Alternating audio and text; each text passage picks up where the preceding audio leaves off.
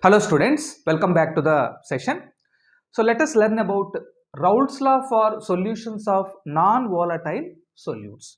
So generally solutions are a combination of two components. So those are a solvent and solute. If both the components are volatile, that is solvent and solute, we already know about the Raoult's law. Okay, here the case is different. Here the solute is non-volatile but the solvent is volatile. So this is somewhat different. Okay, right? So in such cases, for solutions with non-volatile solute, only the solvent molecules contributes to vapor pressure. So only the solvent molecules contributes to the vapor pressure. That means only the solvent molecules will evaporate and causes a vapor pressure, whereas the solute molecules does not evaporate and does not contribute to the vapor pressure, because the reason is very simple. Here the solute is non-volatile, it doesn't evaporate.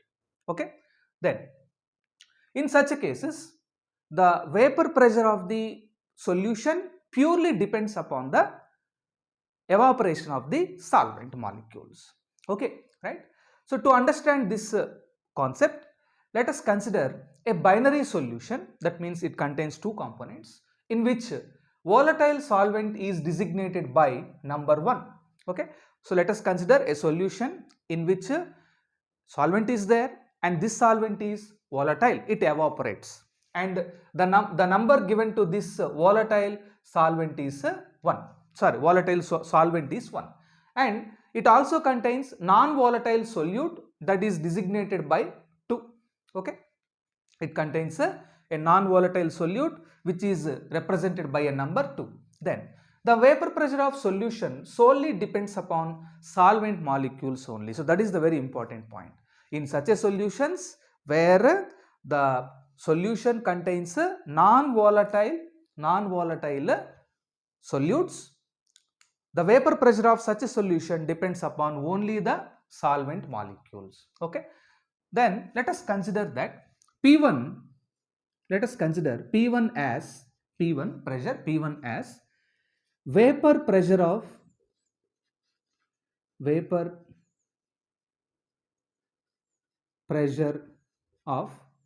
solvent in the solution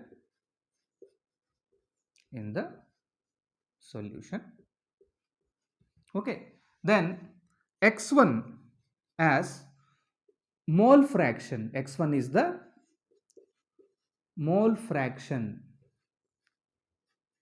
of the solvent. Then according to Raoult's law, the vapor pressure of the solvent in this solution is directly proportional to its mole fraction. So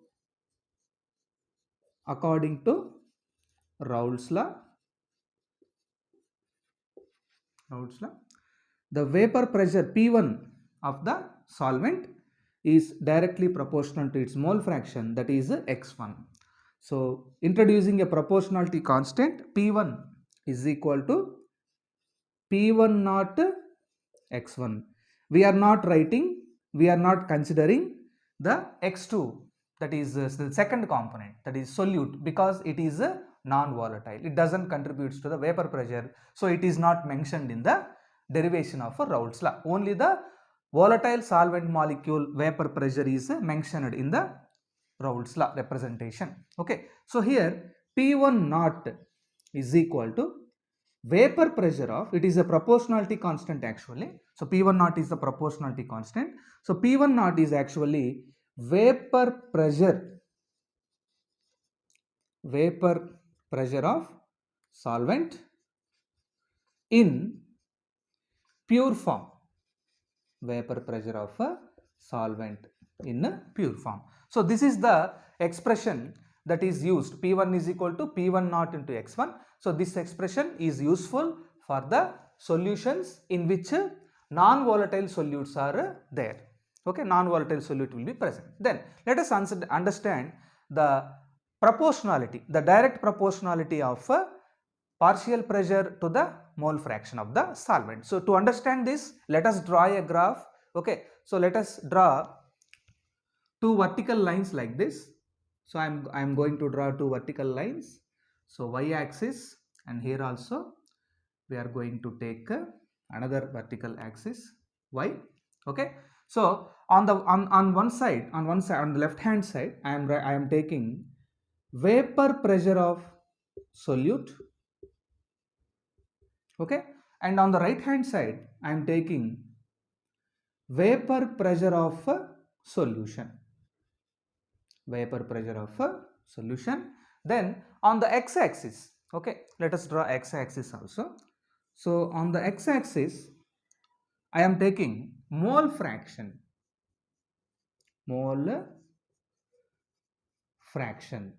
of a solvent. Mole fraction of a solvent. Okay, clear, right? So then on the left hand side, so the mole fraction of solvent, that is x1, is equal to 0. Why it is 0? Because here we have here there is solute, right, and there is no solvent, so the x1 becomes 0. Whereas on the right hand side, from left hand side to right hand side, the mole fraction of solvent increases, so that at the extreme end of the right hand side, the x1, the mole fraction of the solvent, becomes 1. Okay, right? So then, because the vapor pressure of pure solvent is very high, it is denoted at this point, like at this point, that is P1 naught. P1 naught is the vapor pressure of the pure solvent.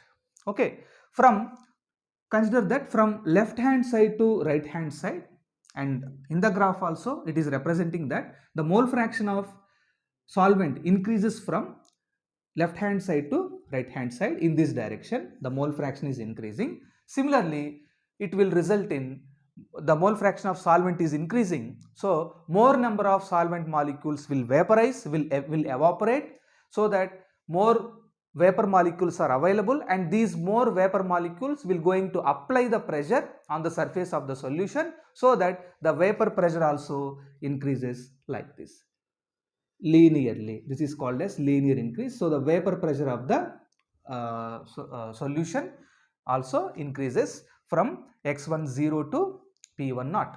Okay, so here the 0 value indicates the vapor pressure of the solute. So why it is 0? Because the solute, the non-volatile solute, does not contribute to the vapor pressure, so the value is taken as 0. So then you may write like this. You may write x2 here 1 and x2 here 0.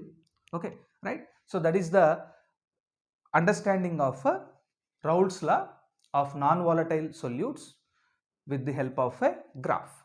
Okay, right? So that's about this video, students. So thank you for watching.